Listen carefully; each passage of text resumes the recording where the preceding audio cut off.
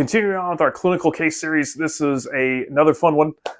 Person came in, was having some numbness and tingling in both hands. They had just recently completed a home improvement project. The home improvement project, however, is kind of the things that started to raise some questions, had been about 3 to 4 weeks previous to the onset of symptoms. Typically, if it's a carpal tunnel issue, the onset will be pretty much right after the activity itself. Not all the time, but usually. So kind of got a little bit more into this case, started testing, moving some stuff around. Person had a history of some neck stiffness. I don't think really called it neck pain, if I remember correctly, but neck stiffness, as we all do from time to time. So definitely did a few tests, moved a few things around. Obviously, we kind of poked, prodded, and pushed on the carpal tunnel, which is the front and the middle part of the wrist right in through here. If you were Spider-Man and you're shooting your web, it's about where you'd be shooting the web from. It's actually okay, it's just a hair higher, but somewhere right in through there.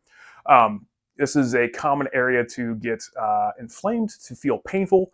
The carpal tunnel itself is not the structure itself, is where the nerves, arteries, and vessels pass through to actually make our hand do its job.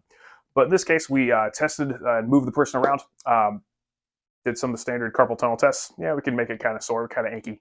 But one of the things that also came up in this test was losing fine motor skills and grip, which can also have with carpal tunnel.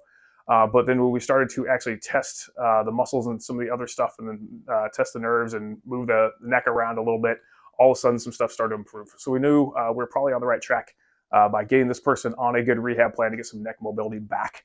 And we've checked back with them now a couple times, if I remember correctly, doing much better. A lot of the strength, a lot of the fine motor skills with the hands are coming back.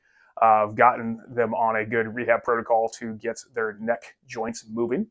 I've also done some soft tissue work, to work through the forearm, the hands, and the wrists and the fingers. Just kind of helps stuff calm down and feel a little bit better for a while as the neck starts moving better as well. So just remember, whatever there is pain here, we always have to assess, get a thorough history, because they'll sometimes clue us into what's going on, but also need to get a very good exam and figure out what's going on, because if nerve pain is here, we got to check back where the nerve is coming from, which is up and through here. If something's going on at the neck, got to make sure it's not that first, because quite honestly, that's about the easiest thing to kind of rule out, and also about the easiest thing to treat and to rehab at the same time. So if you have any issues, we'd love to help you out. If you've had any issues with carpal tunnel before, we'd love to hear about your experience. Please drop the stories or what you felt below in the comments, and we will see you guys soon.